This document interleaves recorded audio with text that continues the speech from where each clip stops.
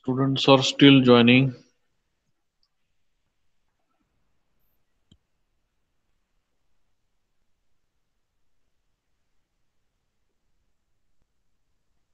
So structural modeling is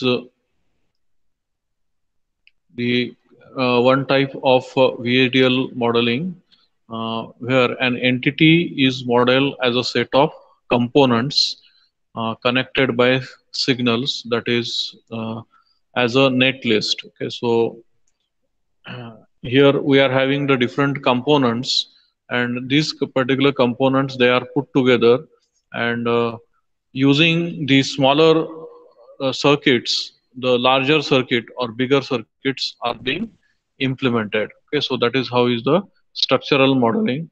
So usually in the structural modeling, you will not be having the statements that are going to describe uh,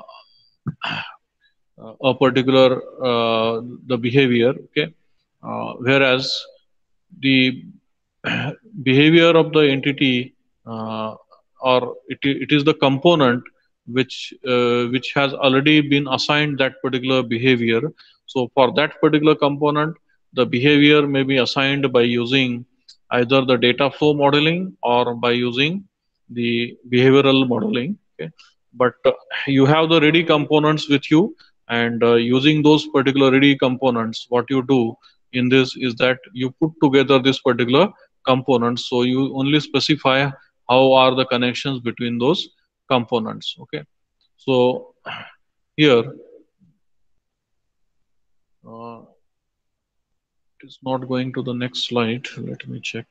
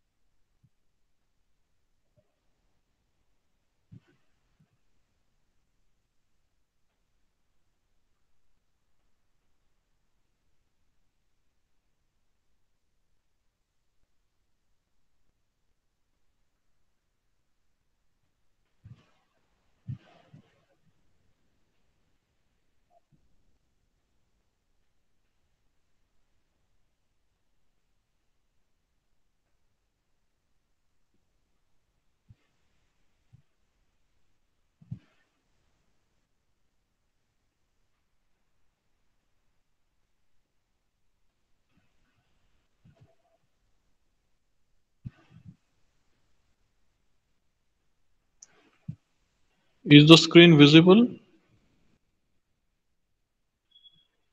No, sir. uh, I don't know what is the problem. I'm trying to share the screen again, but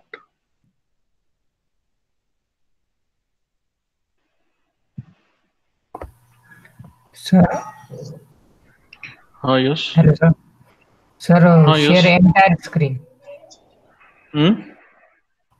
Try to share entire screen. Okay, like I think I will have to do like that.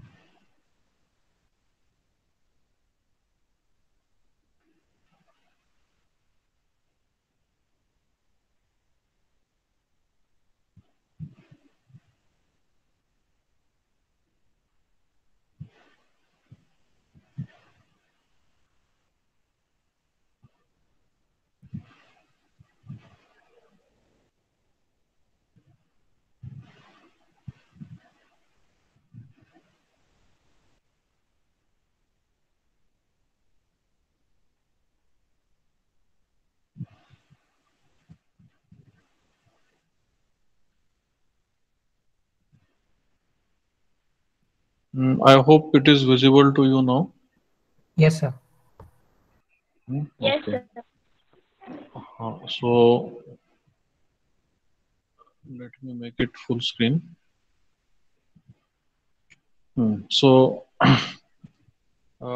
here you have the different components in this kind of modeling.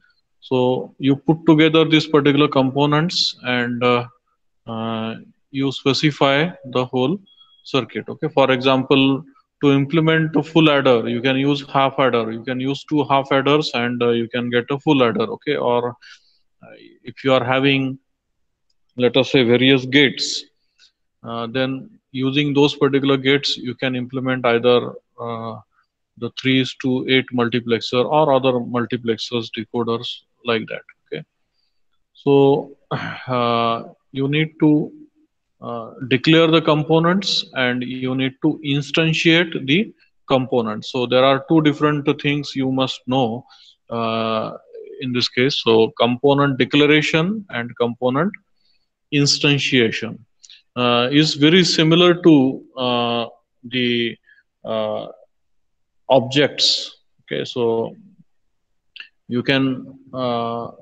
create the objects and or you can declare the class. So when you are declaring the class, you are specifying what will be there in the class, whereas when you instantiate the class, then that class instances, they are nothing but the objects. Okay, so in the similar fashion here, you have the component instantiation and component declaration. Okay, so the first of all, the you should understand the syntax for the component declaration. So it has the keyword component, name of the component, then port. So this is the list of port interfaces, that is, you need to specify what are the inputs and what are the outputs for that particular component, and end component. So this particular statement is very much similar to the entity statement. Okay, so in the entity statement also you have the port and the input and outputs for that particular port. Then this is the example. These are the examples of the component declaration. For example, first component is the NAND2 component. So that is the NAND gate with two inputs. So here in the port, you can see that A and B are the inputs of the NAND gate of type MVL, whereas Z is the output of type again MVL. Then the second component declaration is MP. So the short form for a microprocessor. It has got the input ports to be CK, reset, RON, WRN of input. There are the inputs of bit type. Then there is a data bus which is in-out. That means it can be used either as input or it can be used as output. And its size is 0 to 255. So data bus is this much long here. Address bus, it is input bit vector, and it is 15 down to 0. Okay, so like this, the ports for the microprocessor have been declared here. Okay, so this is only declaration. Then there is another component RX.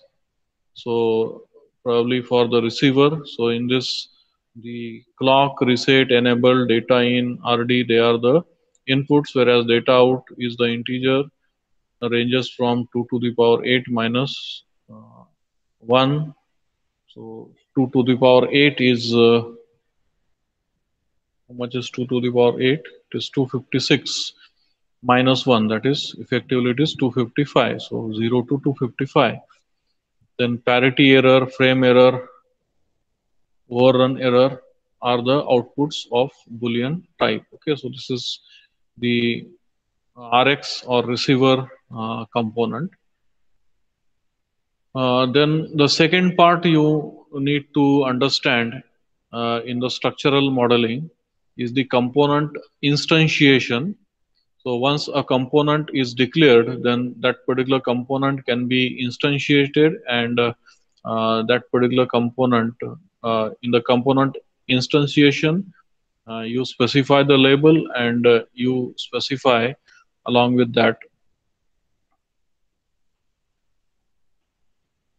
the port map with which you specify the connections for that particular component. Okay, so the component declaration and its corresponding instantiation that we shall see now. So the component declaration is NAND2, so which we have already seen. So this is the 2-input NAND gate. Okay. Now the second part in this is this the component instantiation. So in the component instantiation, the syntax is that you need to use some level, that is N1 NAND2. Okay, so this is N1 is of type NAND2. Okay, the component type you can say. Okay, like this, you may use any number of NAND2 in your design. Okay, so N1 is one NAND gate, so NAND2 port map. Then you specify the connections. So how many input and outputs are there? How many pins are there for this NAND2? There are 2 inputs and 1 output. Okay, so A, B, and Z. So what is to be connected to A, what is to be connected to B, and what is to be connected to Z, so is specified here. So S1, S2, S3, so these are the signals. So usually you need to specify the signals that you will be connecting to this particular inputs and outputs of that particular component. Okay, so A is connected to S1, B is connected to S2, and Z is connected to S3. So this is how the component NAND2 is instantiated, and it is instantiated as N1. Okay, so this is the example of component instantiation. Now look at this particular example where there are a number of exclusive OR gates, and in addition to that, there is one more gate, that is the NOT gate. Okay, so here this is the complete program using the structural modeling. The program is for the parity generator, which is 9-bit parity generator. Okay, so in that the input and output of the program are specified. There are 8 input D0 to D8. So D is bit vector 8 down to 0. So actually 9 inputs, and there are 2 outputs, even and odd. Okay, so odd is of buffer type. So like this, 2 outputs are there for this particular uh, 9-pin parity or 9 input parity generator. Okay, so in the architecture uh, of this particular parity generator, okay, so the name given to the architecture is parity STR. Okay, so here we are going to first declare, declare first 2 components. Okay, you can see here that there are 2 components, XOR2, where the port is specified A, B, which are input, and Z is the output, whereas one inverter is there. Okay, so this particular inverter, so this particular inverter in INV2 support, and it has got 1 input and 1 output. Okay, so this XOR2 and INV2, so this particular components are declared here. Okay, in fact, this particular component need to be there in the library. Okay, so unless these particular components are there in the library, you will not be able to use this particular component. Okay, so it is assumed that the 2 input exclusive OR gate and inverter is already there in the library. Okay, so in fact in the VHDL library, the the components for the basic components for all the exclusive OR gate or basic circuit, they are already available, and you can make use of those particular components to build the complex circuits. So it is readily available, but if some component is not available, then you need to define that component, and then only you will be able to use that particular component. Unless that, you will not be able to use that particular component. Okay, so here XOR2 and INV2, they are already available in the library. Okay, usually which library you are using, it is specified in the beginning. Like in the C language, we specify the library or we specify the header files. For example, hash include std io.h. So in the similar fashion, you need to, the first line in most of the VHDL program is to specify the appropriate library. Okay, so here we assume that these components, they are already available, and using this component, that is using the already existing exclusive OR gate and NOT component, so we are going to build this particular circuit. For this purpose, we need to give the intermediate signal so that we can be able to make the connection. So the label givens, they are the E0, E1, E2, E3, F0, F1, H0, like that. Okay.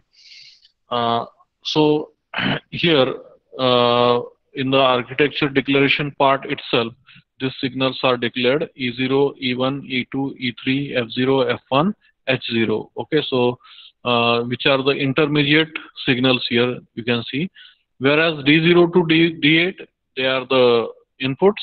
Okay, so D0 to D8, they are the inputs, whereas the E1 and out, they are the outputs. So again, there is no need to again label these particular lines. Otherwise, each and every line, each and every signal in the circuit is required to be labeled so that we can specify the connections.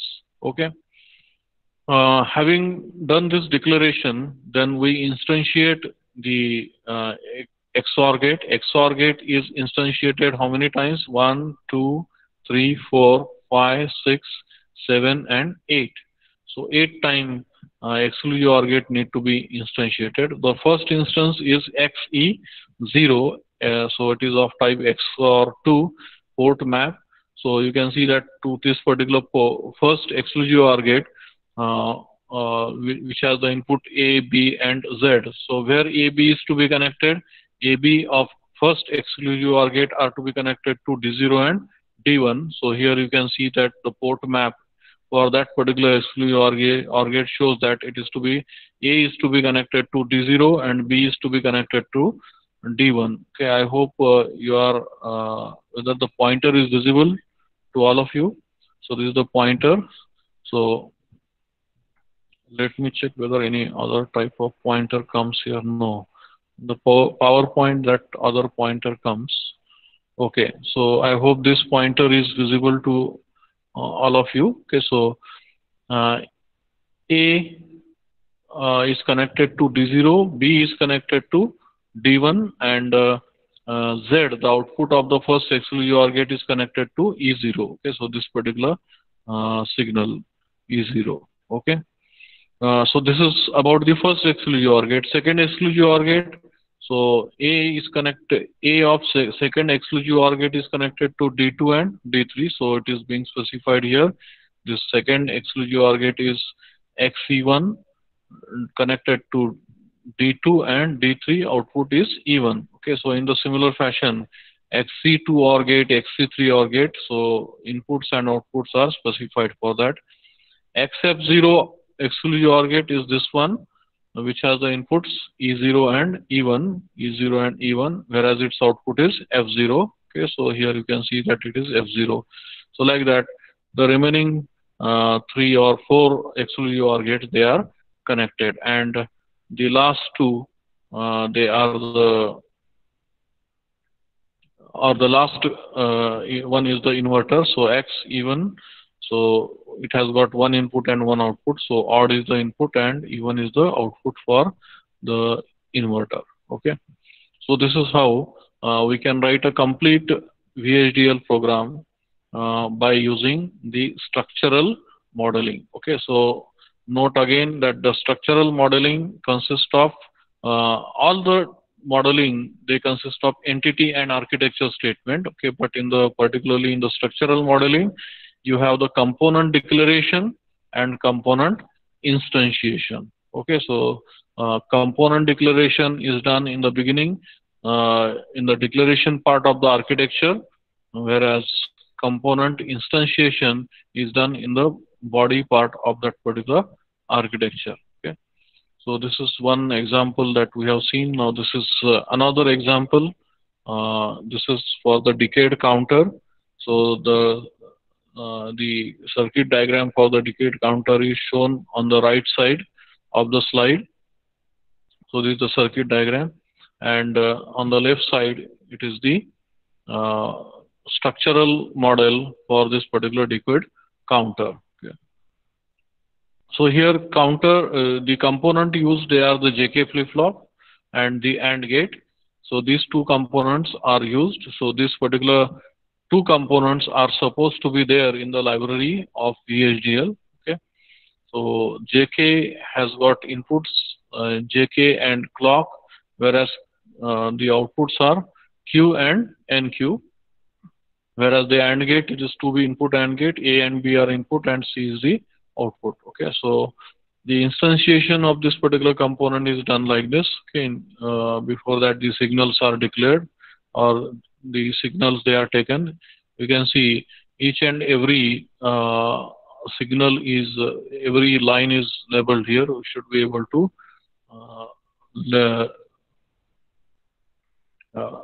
we should be able to identify each and every line where if it is to be connected to some input or output of the JK flip-flop. Okay, first of all, the AND gate port map is specified. So in the AND gate it is instantiated as A1 of type AND gate. Okay, port map where it is connected, it is AND gate is connected here to Z1, and the second input is connected to Z2. Okay, so you can see the AND gate, it is connected to Z1 or Z2. Okay, so whereas its output is connected to S1. Okay, so that is AND gate.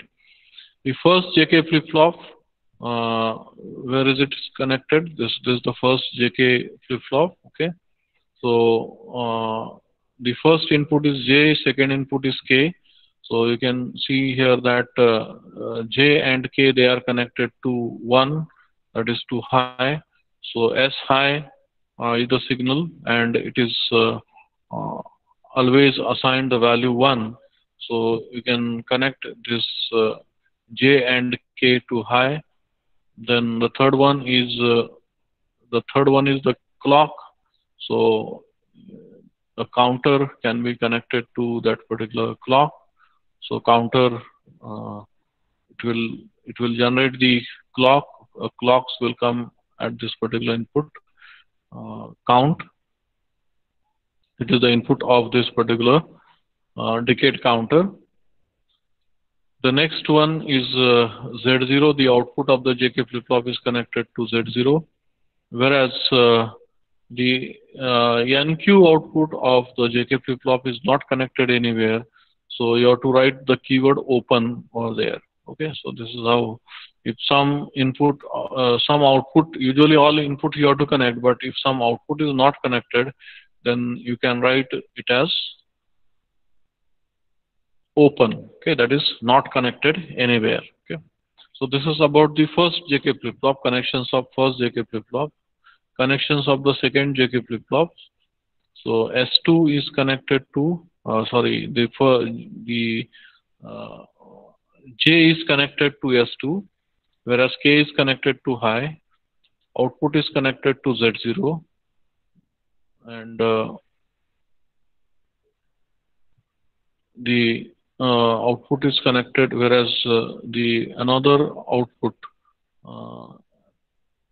second JK flip-flop S2 high, then Z0, and why it is Z1 written over there, so that is not correct. So directly it should have been written open here. Okay, so this let me check once again here. This is the second JK. So you are connecting this Q to Z1. Okay, so yes, you have Q and NQ. So this Z1 is incorrectly written here. Okay, so it should be only Z0, and after that, followed by it should be open. Okay. On the second line also, the third flip-flop J and K are connected to high. Okay, whereas the output is connected to Z2. Okay, whereas the NQ is not connected anywhere. So here it will be connected to Z2. Okay. So it is Z0 is not there, okay, and open. In the similar fashion, the last flip-flop, again here, S1 high, S1 and S high, and it is connected to, output is connected to Z3. Okay, so here Z0 is incorrectly written, and the NQ is connected here. Okay, so open is not written, so it is connected to S2. Okay, so that is written here as S2. Okay, so this is how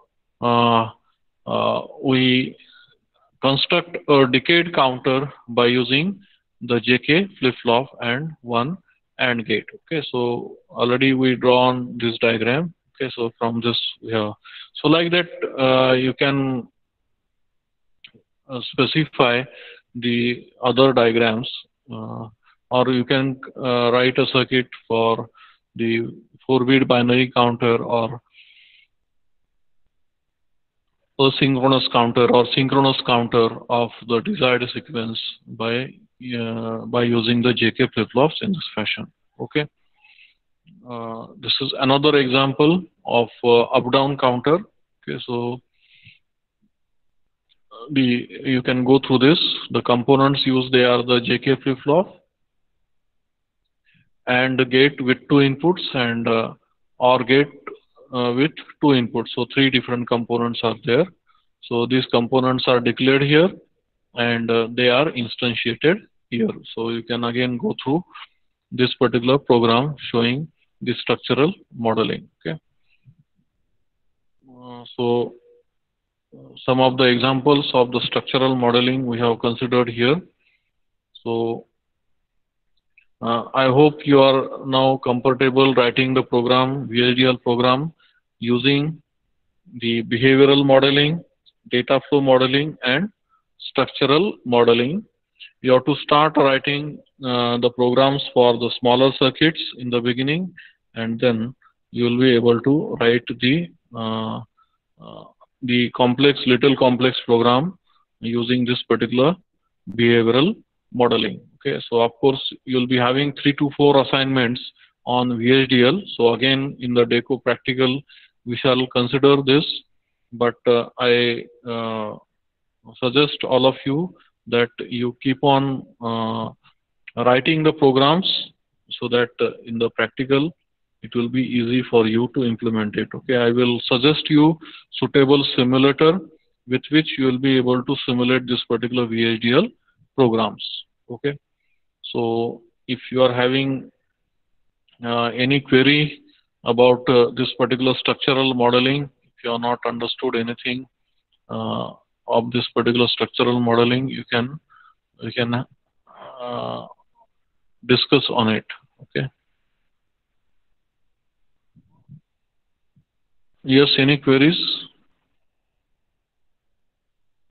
Meanwhile, I'm enabling your attendance. You can orally ask your queries, quick queries. We have 7 to 8 more minutes.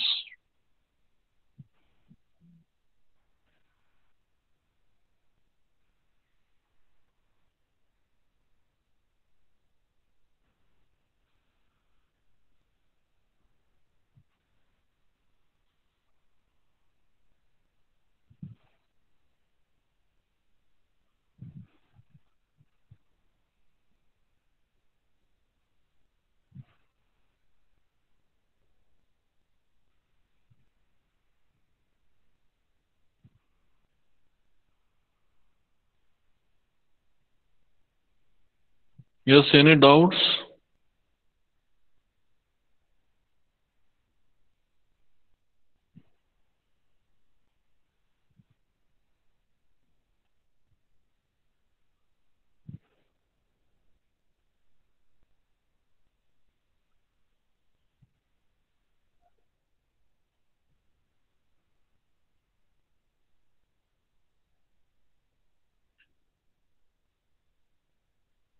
I have enabled your attendance, so you can mark your attendance.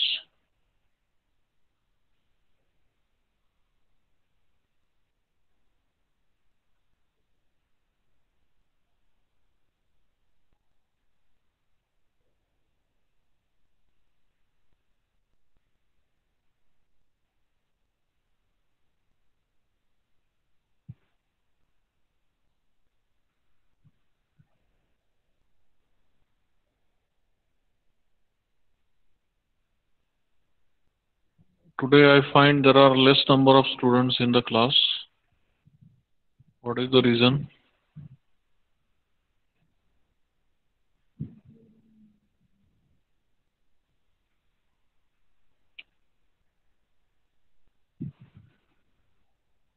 Around how many students are there? 36, 35 students are there, including me.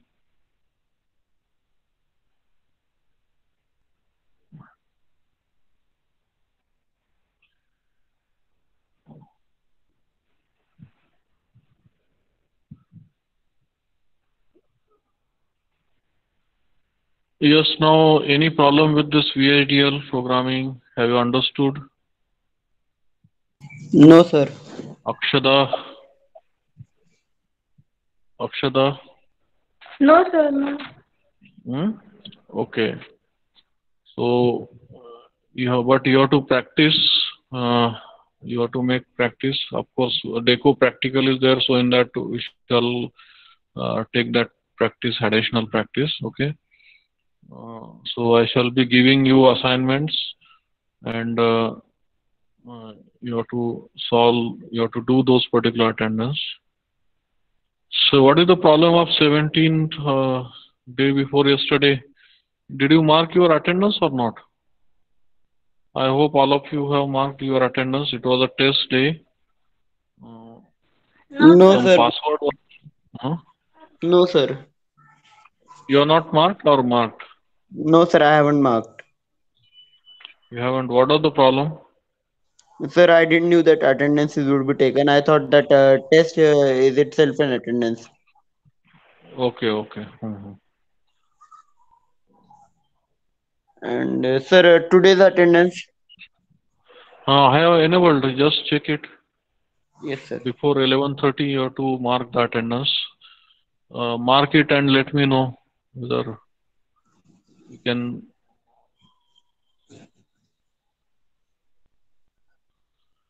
You can send it in the chat box if you have marked the attendance.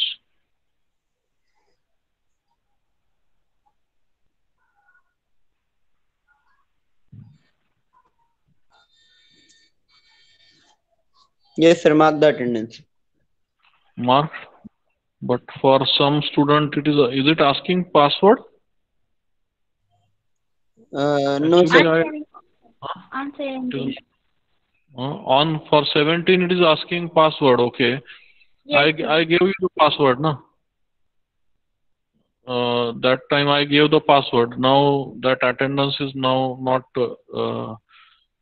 It is expired now. So those who could not mark the attendance. So based on whether you are given the test or not, so I will mark it. Okay. yes, sir. Do. Some of you, some of you have not given the MCQ tests, short MCQ tests. So short MCQ tests, they are compulsory. So yesterday I enabled again the unit test, but if short MCQ tests are pending, then all short MCQ tests I shall enable this weekend. Okay, so let me know if you have not given any test, and I will enable those tests.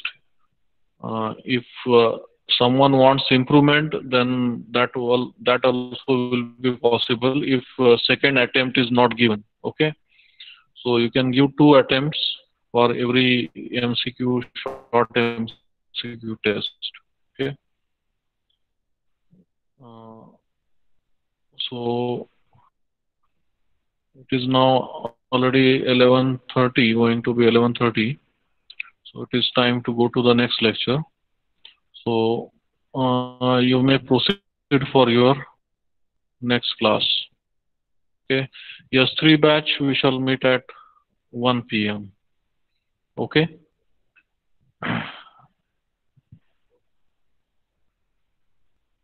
So bye. Good day. Thank you, sir. All of you leave the session so that the recording will stop. Okay. Thank you.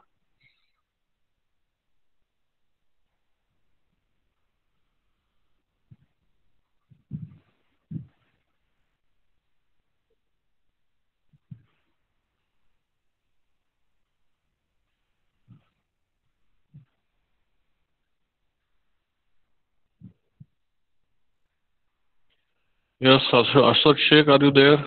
Leave the session. Shreyash, Sakshi.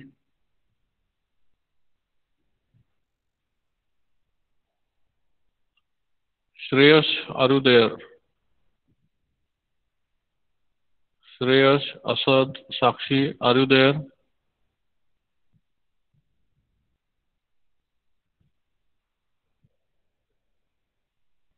Leave the sessions.